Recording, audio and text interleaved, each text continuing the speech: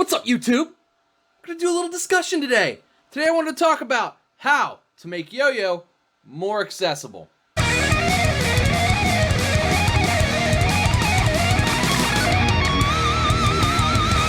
Yo-yo is pretty accessible, I guess, from a certain standpoint, but how modern yo-yo works is sort of a rather inaccessible thing. Mostly because yo-yos really, for the longest time, as far as their being toys were considered, were very much a impulse buy, I guess is probably the best way to put it. So, you know, they were the thing that you got in your Easter basket or something like that because, you know, when your mom or your dad or whomever was going through the toy store or whatever, oh, there was that little yo-yo display, hey, that would fit perfectly in their Easter basket or in their stocking at Christmas or whatever, and that's how a lot of kids picked up yo-yo. It happened a lot. That's at least how a lot of kids ended up picking up yo-yo, from my estimation, back in the 90s, when all of those new yo-yos like the Pro-Yo and Fireballs and everything started making their way into Toys R Us, etc., etc. Nowadays, most of modern yo-yoing and modern yo-yos and everything are sort of purchased at specialty stores online. Think Yo-Yo Expert, Yo-Yo Best Buy, and places like that. And while that's happening, there are less and less retail stores that carry yo-yos. Sure, Walmart carries some butterflies and Imperials, and I guess there's a new light-up one now, but that's really not what modern yo-yoing is. And since we've lost Toys R Us, really the only place where you could sort of get a semi-modern yo-yo, because they had Duncan freehands, we've lost Toys R Us. Those don't exist anymore. And now there's really nowhere to impulse buy a yo-yo. And I talked about this before, but I really think that there needs to be another thing to happen to make yo-yo more accessible the way it was, you know, back during the 90s or even a few years ago, to kind of make it more accessible and keep it accessible to new people, as opposed to just people who stumble upon it online, who stumble upon little channels like this on YouTube and what have you. So here's a few ways that I was thinking about and I came up with. Get more yo-yos into retail stores. Now, how do we do that? Because clearly, that's not how the market works generally. Well, there are some major companies who are particularly making that leap. Now, probably one of the ones who did it first was Recess with the First Base. The First Base is a great beginner package. It's just a great yo-yo.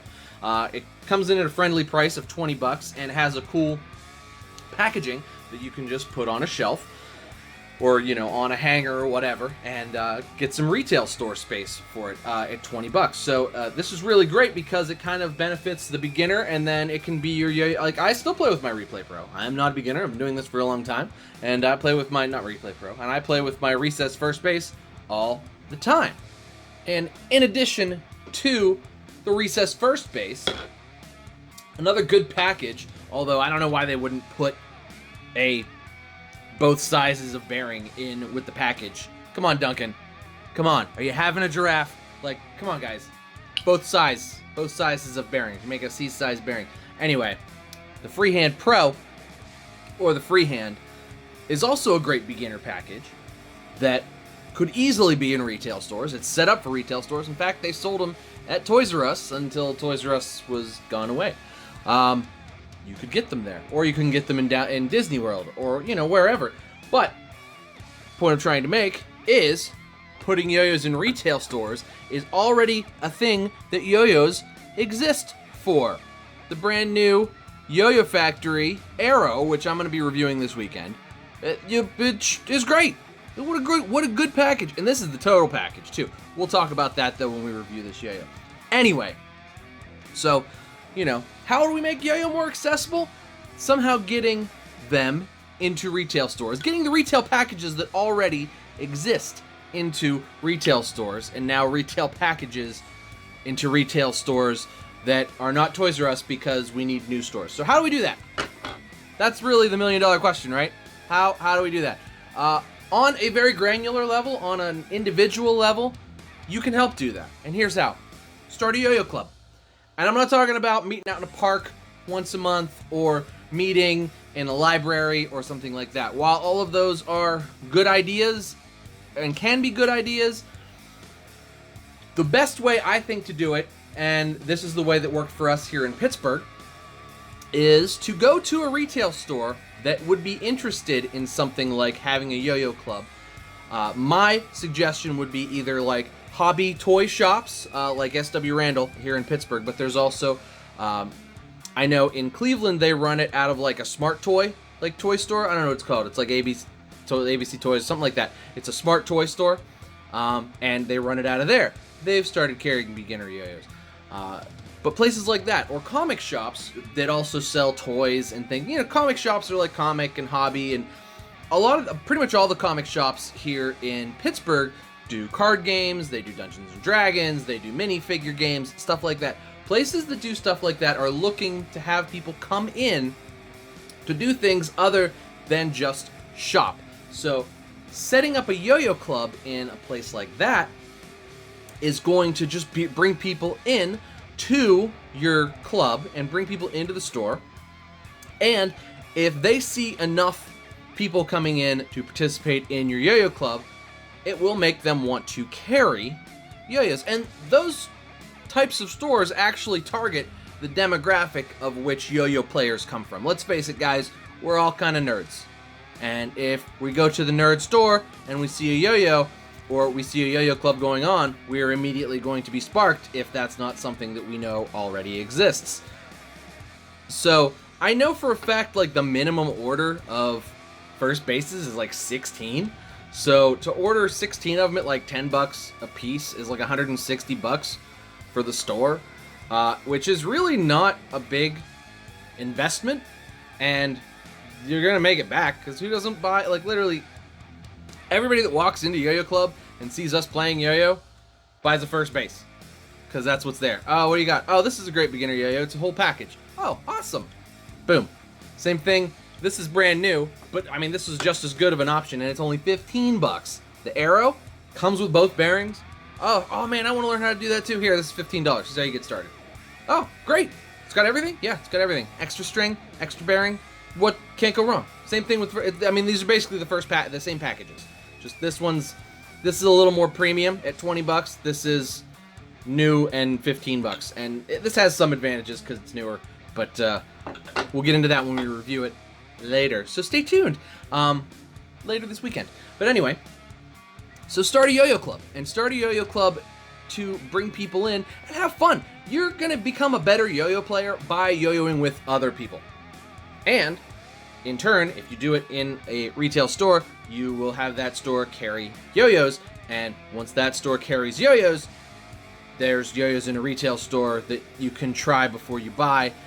There's no downside. There's really no downside. The next thing, how we can bring yo-yo to the masses and make it more accessible. Contest advertising. So contests are they're getting better, but it's always sort of been just like a list where you had to go find it. It was hard to actually just see it. It wasn't always something that was just in your face. Now social media has gotten a lot better, and a lot of contest promoters have gotten a lot better at social media, particularly Instagram and Facebook, at getting contest announcements and information out there to all of us, so that, you know, those of us who are maybe even out of town can drive in. Particularly for the big contests. Nationals, I think, was marketed very well, and they did a very good job with that. Regional contests, they generally do a good job, but can always get better, right? And I think it makes sense, particularly in the local area, to try to have somebody get on the local news or something to that effect. And I've mentioned this before, to sort of just get it out there, either online or whatever. Have something that's not just a yo-yo related publication push out there that, hey, by the way, in the town in which you live and in which this is the local information that site that you come to, there is a yo-yo contest going on. It will spark some people's interest enough that they'll be like, I gotta go check that out. It just will. I've seen it happen. That needs to be a more prevalent thing. And I've spoken about this before, but I still think that it warrants being said again. That being said, I think the next step too is for larger contests, and this used to be the case back in the 90s when yo-yo was a big deal and there were less ESPNs. Yo-yo was on ESPN. It totally happened. There's like 6 ESPNs now, and yo-yo could be on ESPN. It doesn't even have to be a live thing. I do think, and I wish, and I would hope that as this is growing, and I think Evan's doing a great job sort of promoting it and taking his title and sort of showing everybody. He was just on ESPN. He shared that clip. The one guy kind of poo-pooed him, but, you know, it's not all like that. It's not all like, here's my opinion shows. A lot of ESPN is just reporting. But we do a great job filming and with cinematography now in YoYo, and I feel like that stuff could sort of be packaged and sold to like ESPN for them to play. Just either late night, early morning, whatever. You know, they do the World Series of Poker. They could stick their little ESPN logo on it in the corner and run a tab on it, and then they could just have the video. I feel like that's something we could sell to them, or that could just be like sort of presented to them as, here, this is the National Yo-Yo Contest, where the National Yo-Yo Champion won. Even just the finals. Like, here's the block of finals. Here's the raw footage. Do as you will with it. And just give it to ESPN or something like that just to run. I feel like that's it could be very lucrative for the yo-yo community and for yo-yoing in general to sort of just have a show. Now, I don't expect millions and millions of people to watch it or for it to have a primetime spot, but for it to sort of be broadcast to the masses, that could be a very lucrative thing and a thing that really helps push yo-yo into the eyes of other people. Because I tell you what, guys, I still yo-yo in front of people, like, a lot. People are like, I can't believe you could do that with a yo-yo. It's like, well, yo-yo's different. And, you know, they're like, oh, when did that happen? It's like a decade ago? Maybe more? So really getting it out there and making yo-yo more accessible really is what we want to do to take that next step into growing the community even larger, which I think we're sort of edging there, but we just need to push it a little further, and we need it to happen more on a grassroots level and have more people sort of get involved in that kind of thing. But I mentioned ESPN and then just TV in general. I don't necessarily expect to see commercials like for the new Yo-Yo Factory Arrow or anything like that, but I think we're almost there, and I do think that commercials could be good. Obviously, they'd have to be nationwide, so I know that's more expensive than, you know, just having like a local commercial on TV. But I feel like we're just about there. Like, a lot of people still watch TV, and particularly people who have money to spend watch TV. Also, a lot of people watch YouTube. And a lot of people watch YouTube, and YouTube commercials and YouTube ads are less expensive otherwise. So I'm kind of hoping to see more of that. I know Yo-Yo Expert's done a lot as far as Google ads are concerned. So theirs have been very, very good. But I would sort of hope to see some more like live ads instead of just banner ads as well coming as the community grows and as money permits. I'm not sure how lucrative that's been for Yo-Yo Expert to have the Google banner ads, but hopefully lucrative enough, because I've seen them quite a bit, and I mean, I've clicked on them. I'm not gonna lie. I've been like, ooh, that's new. That's not. I haven't seen that. Click. I've clicked on it. I probably bought something. I buy a lot from Yo-Yo Expert, so that's probably happened. But those are my ideas, guys. That's how I think we make yo-yo more accessible here in 2018. But go ahead and leave me some comments. What do you guys think? Do you have any other ideas, any other opinions? Let me know down in the comments. But that's going to do it for me today, guys. Thank you so much for watching. Please make sure you like and subscribe. I do videos all the time, mostly about yo-yos, but sometimes other stuff too. But thanks for watching, guys. Cheers to you. I'll see you next time.